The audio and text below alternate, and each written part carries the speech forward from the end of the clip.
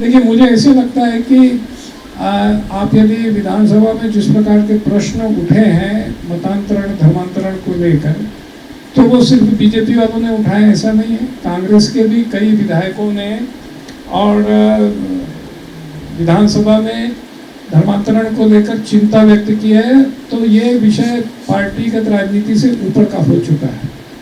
और जहाँ तक डीलिस्टिंग का विषय है, तो संघ का क्या जनसामान्य का ये मानना है कि इस देश में जनजाति समाज की अस्मिता, उसकी परंपरा, उसके रूढ़ी रिवाज, प्रकृति की पूजा, उसके देवी देवताओं की पूजा, ये सब सतत रूप से चलती रहनी चाहिए। यदि जनजातीय व्यक्ति किसी ऐसे मजहब धर्म में धर्मांतरित हो जाता है जहाँ पर वो अपनी रूढ़ी परंपरा देवी देवताओं त्योहारों को नहीं मना सकता, तो इस पर विचार होना चाहिए कि वो जनजातीय है भी कि नहीं। क्योंकि अभी आप लोगों के ही किसी समाचार पत्र में आया था कि 5 टाइम नमाज पढ़ता है, लेकिन चुनाव लड़ने के लिए अपना नाम उसने गौंड जाति से और हिंदू नाम बनाकर रखा है। तो ये जो छलावा है, जिसमें एक तरफ तो जनजातीय संस्कृति नष्ट हो रही है, पहचान नष्ट हो रही है, दूसरी तरफ उस आधार पर जो विशेष सहायता का और विशेष प्रयोजन संविधान में उन जनजातीय समाज के लिए किया गया, उसका हिस्सा भी खा लिया जाता है।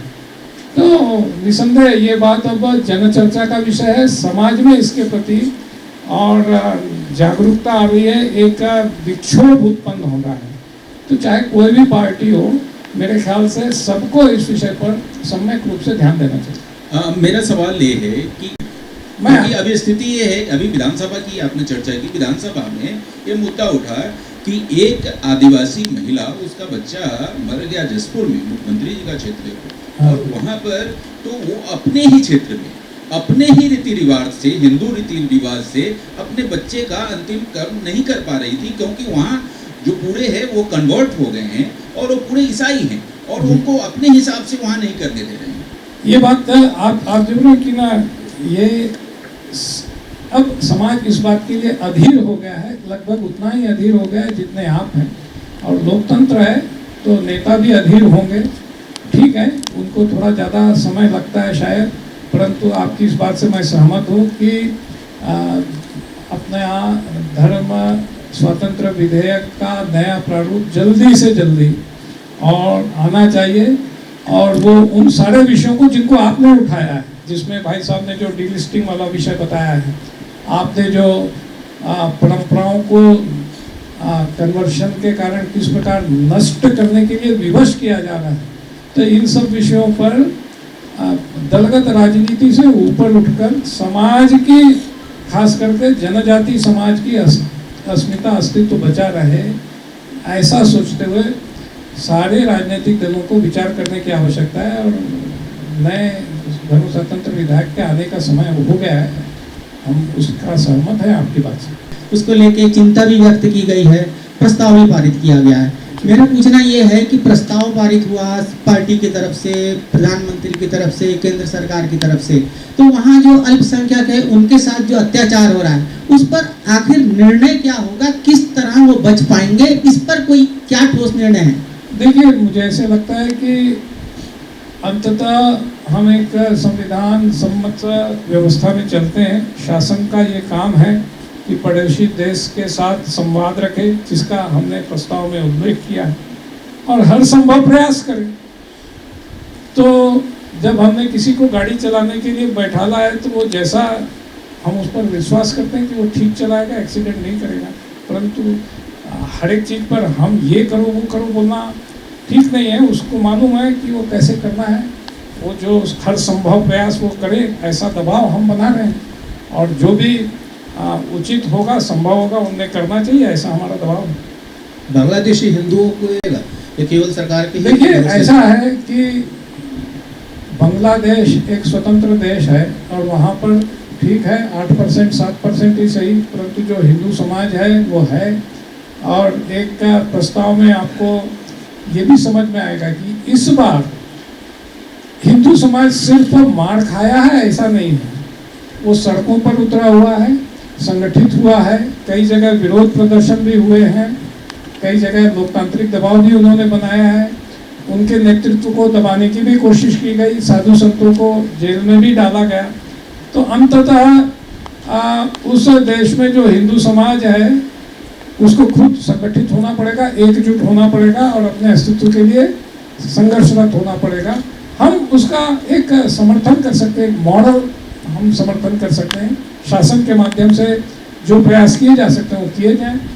ये इतनी ही हमारी एक विदेश में जो लोग रह रहे हैं उनके प्रति ये सारी चीज़ें काम करती हैं।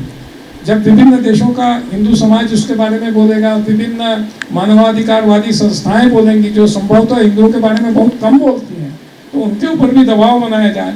आप सब मीडिया के लोग हैं, जब आप सब लोग दबाव डालेंगे तो मुझे ऐसे लगता है कि मीडिया कोई कम बड़ी तोप है ऐसा नहीं है। ब्रिटेन का शासन, अंग्रेजों का शासन तोपों से नहीं डरता था, वंदे मातरम से डरता था। एक गीत था जिसने पूरे विदेशी शासन को हिला दिया था। तो हर चीज का एक महत्व इस दुनिया में होता है और आप लोग मीडिया इसकी बहुत बड़ी ताकत है। आप लोग इस विषय को दिखेंगे, बोलेंगे, उठाएंगे तो निसंदेह दुनिया की कोई भी ताकत झुकेगी। आज हम इसी उम्मीद के साथ आपके सामने बैठे। देखिए, नागरिक दायित्व का बोध हो, भारत के सामान्य व्यक्ति में सिविक सेंस जागृत हो, स्वदेशी का भाव जागृत हो, समाज में विदेशी ताकतें हमको तोड़ने की इतने प्रयास करती हैं तो सद्भाव बना रहे, परिवार टूट रहे हैं, परिवार बिखर रहे हैं, ये सारी हमारे देश की समस्याएं हैं। उनको लेकर किसी न किसी को कहीं ना कभी बोलना बताना पड़ेगा। उस प्रयास में हम घर घर जा रहे हैं। अच्छा, हिंदू बेटियों को जिस तरह से विशेष समुदाय द्वारा टारगेट कर देकर ढकेला जा रहा है, तो उसको रोकने के लिए आरएसएस कुछ कदम उठाएगी? देखिए, आरएसएस का कदम उठाना, हम तो हमेशा से इस प्रयास में रहते हैं। इस प्रकार की जितनी घटनाएं होती हैं वो सबके सामने आए, उसके बारे में वो ना हो, इसके लिए मातृशक्ति जागृत हो, महिलाएं, किशोरियां, वो उनको इस बात से आगाह कराया जाए, उसके बारे में लिखा जाए, व्हाट्सएप में लिखा जाए, मीडिया में आए। उसके बाद जब ये हो जाता है तो उनको लीगल सहायता मिले, उनके साथ जो अत्याचार हुआ है वो बातें बाहर आए, जहाँ संभव हो सके वो वापस आ सकें, मीडिया का सहयोग मिले, प्रशासन का सहयोग मिले, प्रशासन के ऊपर दबाव बने, अपराधी तत्व जो है वो कानून की गिरफ्त में आए। इस सब चीज़ के लिए हमारा कार्यकर्ता जहाँ जैसा हो सकता है प्रयास करता है। हो सकता है आपको लगता है और होना चाहिए, मैं उसका समर्थन हूँ, और होना चाहिए, और अधिक प्रबल होना चाहिए। ये बातें और विस्तृत रूप से समाज में और खास करके हिंदुओं में इस बात को लेकर के जागृति आना चाहिए। उसी के प्रयास में हम सब लगे। मैं जानना चाहता, इसमें आपकी क्या जानकारी है? एक बार फिर कहिए, आप फिर क्षेत्र में जी, जनजाति क्षेत्र में लगभग ऐसी स्थिति पहुंच चुकी है कि जनजाति का जो समूह है उसके पहचान नष्ट हो जाएगी और एक दिन ऐसा आएगा कि प्रदेश में जो है, प्रदेश की पहचान जो आदिवासियों की पहचान है, आदिवासी प्रदेश की पहचान है, ये पहचान लुप्त हो जाएगी। ऐसी चिंता व्यक्त की गई है विधानसभा में। आपकी जानकारी इस बारे में क्या वह स्थिति आ चुकी है? देखिए, भारत हजारों साल से जीवित है, हमारी आपकी पहचान हजारों साल पुरानी है और अत्यंत घोर विपरीत परिस्थिति में भी हिंदू अपने स्वत्व की रक्षा कर सका है, भारतीय राष्ट्र अपने स्वत्व की रक्षा कर सका है। संघ अत्यंत सकारात्मक सोचने वाला व्यक्ति है। स्थिति कितनी भी प्रतिकूल क्यों ना हो, हमको अपने स्वत्व पर घनघोर आत्मविश्वास है। हम इस विपरीत परिस्थिति से भी जीत कर ही आगे निकलेंगे। 100 साल पूरे करने वाला है और जैसा कि आपने बताया कि विजयदशमी के अवसर पर मंडल स्तर पर पहुंचा जाए। बस्तर जो है एक बड़ा भूभाग है छत्तीसगढ़ का, जहाँ आज भी विजयदशमी जो उल्लास से नहीं मनाई जाती, आपको तो इसको इस दिशा में कि अच्छे से हो सके उसके लिए क्या?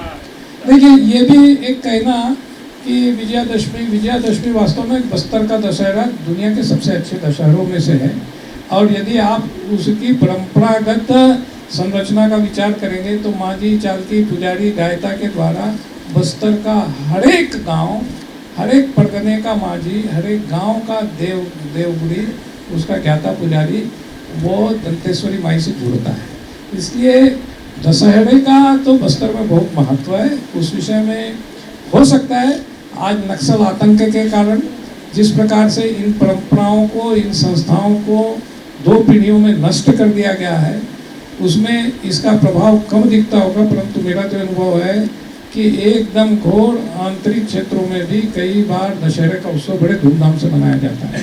और ये विजय का उत्सव है, हम दशहरे को बस्तर में अच्छे से मनाएंगे और यदि कम मन रहा है तो और ज़्यादा मनाएंगे।